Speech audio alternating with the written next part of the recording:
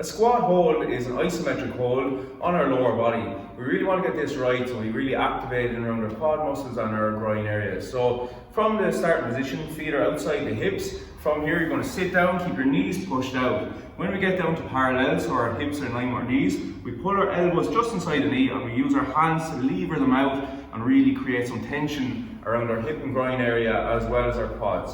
So from the side, feet outside the hips, we're going to sit down and back, and then we're going to lever the knees out to create that tension along the groin. And that's a squat. An RDL hold, Romanian deadlift, is a hold where we're going to create tension on the hamstrings and hold in position to get the blood flowing in the area. So our starting position is going to be feet shoulder width apart. We're going to unlock our knees here and we're going to hinge our hips back, back and back until we feel our hamstrings engage. We're going to hold this position then for as long as time specified and then stand back up. From the side, shoulder width feet apart, unlock our knees, hips go back, back, back, back, and our knees stay where they are. We're going to keep our feet planted down and hold this position for as long as specified. You should really feel it on your hamstrings. If you're not, just try and push back further with the hips. If your knees start to drift forward, we're starting to load our quad muscles and it becomes more of a squat type movement. So to really engage the hamstrings, we keep our knee directly over our ankle and really hinge the hips back in the movement. And that's your RDL hold. Spider-Man to windmill is a great dynamic warm-up exercise. We use that to get some leg and upper body warm-up done to get the blood flowing in the total body. Starting position, push-up position, foot comes up outside your hand. You're going to sink your hips towards the ground, so sink them down. The same hand as the foot rotates up towards the roof and you follow with your eyes. After that, bring the foot back, alternate onto the opposite side, sink the hips. Same hand again, rotate the spine and repeat. And that's your spine. A prisoner squat is a simple squat variation where we're going to keep our hands out as if we're handcuffed. From here, we're going to sit down in the squat position and then drive back up. So feet outside the hips, toes slightly pointed out, arms out, squat down and drive up. And that's your prisoner squat. Squat jumps are a lower body plyometric exercise, so they're explosive in their nature. This is really going to get the heart and lungs working and you really feel it in your legs. Starting position, our feet are outside your hips. From here, you're going to take a small bend and you're going to jump and then sit right down and jump again. You want to land on the heel with a soft knee so your hips are able to go straight down rather than landing with a stiff leg and getting impact on the knees. So from the side, feet are outside the hips. We're going to take that little bend, jump, back down, jump, back down. So you want to work through those as nice and quick as possible, keeping your feet in the same position. Focus on landing on the heel with a soft knee, allowing you to sit straight down and explode back up. And that's a squat jump. Squats are one of your lower body compound movements, meaning we're going to engage more than just one muscle when we're doing it. One of the biggest and strongest movements the body can complete, and being able to do a bodyweight squat efficiently is super important. Our starting form should be feet just outside the hips to create some room for our hips to sit down into the squat. I like to keep my toes slightly pointed out, and most people will, to engage that extra mobility at the bottom of the squat. From here, we're going to sit back slightly and we're going to keep our knees tracking over the toe and sit down and then drive back up from the outside of the knee. From the side, feet just outside, toes slightly pointed out, and we're going to track that invisible line with our knee over the toes out at an angle to give our hips space to sit down. So back, out, and drive up. To get a really good squat, we want to get this hip crease here in under the knee, which means we're breaking parallel, and then drive up and keeping our torso as upright as possible throughout the movement. Any questions on squat? Single leg glute bridge is a hamstring dominant movement, similar to a glute bridge, but we're really going to isolate each hamstring individually and get some really good work in. Our starting position is on the ground, so we lie flat on our back. From here, you're going to bring one heel right in towards your bum. You're going to bring the other leg straight up. Push your knees together, so you've really pushed them together and keeping them nice and straight.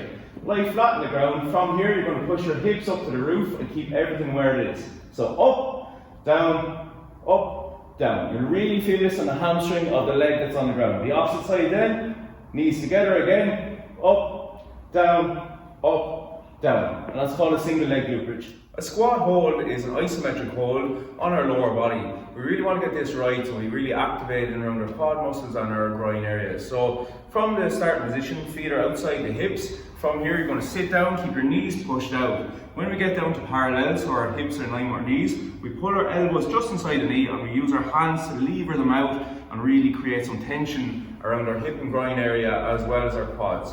So from the side, feet outside the hips, we're going to sit down and back, and then we're going to lever the knees out to create that tension along the groin. And that's a squat. RDLs, or Romanian deadlifts, were created to allow us to train an eccentric movement on the hamstring under tension to get a really strong deadlift and really build up the hamstring strength. So our starting position for these is feet are about shoulder width apart. We're going to unlock our knees, and from here we're going to do what's called a hinge. So we're going to hinge our hips back towards the wall. So back, back, back, back, back. Keeping your chin tucked down so we have a neutral spine. I'll show you from the side in a moment. And you're going to pull back up. So it's back, back, back, back, and then pull up. From the side, feet shoulder width. You're going to unlock the knees, keep your chin tucked down, push back, back, back, back. Then pull the hips right through, and back again, and through. So that's your RDL movement, or Romanian. Calf raises are a nice simple exercise to activate our calf muscle on the back of our lower leg.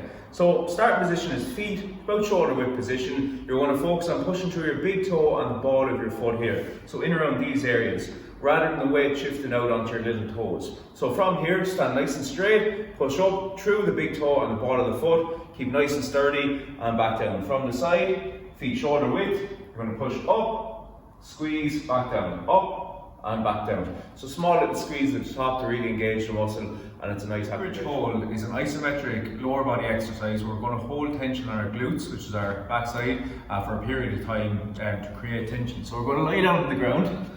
You're going to bring your heels right in towards your bum, lie on the ground, hands on the ground. From here, you're going to push your knees up and out towards the opposite walls, and your hips come up towards the roof. So it's up, out, and hold the top position, really pushing the knees out to create tension. So to show you from the front, lie down, heels in, hands on the ground, up and out, and hold this position and keep pushing the knees out to create tension along the side of the glute. And that's your glute bridge hold. A flutter kick is a lower abdominal core movement where we're going to engage our hip flexors throughout the movement and really work the lower part of our core. Your starting position is on the ground, lying on your back. I like to pull my knees into my chest, which means our lower back is on the ground. From here, you're going to push your feet out about 6 inches off the ground and keep your toes pulled back towards you. This engages our hip flexors, which is the driving force behind the movement. From here, feet come heel to toe distance, up and down, keeping the toes pulled back throughout, and you work for the prescribed time. This is called a flutter kick. Cycling the legs is a great way to alternate on your lower body hip flexors and lower core. So our starting position is lying flat on the ground. Both our knees come into our chest like this. We're going to push one leg out at a time. Keep your toe flexed back towards your face and keep the other leg in. From here, pull back in, cycle the other leg out, then opposite, and just keep working through that alternate motion. You want to bring the feet to about 6 inches off the ground, and that's where you're going to get your optimum pull on the core. So, gill sit-ups are a lovely core exercise. We're going to work a bit of the sternum area and our lower core. So we're starting on the ground, lying on our back. From here, we're going to raise our legs up, keep your toes pulled back and keep your knees out from the hip. Hands come up towards the roof, and from here, you're going to sit up and bring your hands directly up to the roof. So it's up and down. You get a lovely work across the top of the core, and because your legs are up in the air, you're holding some tension on your lower core as well. So it's a great full core exercise for the front of the core, and that's a gill sit-up.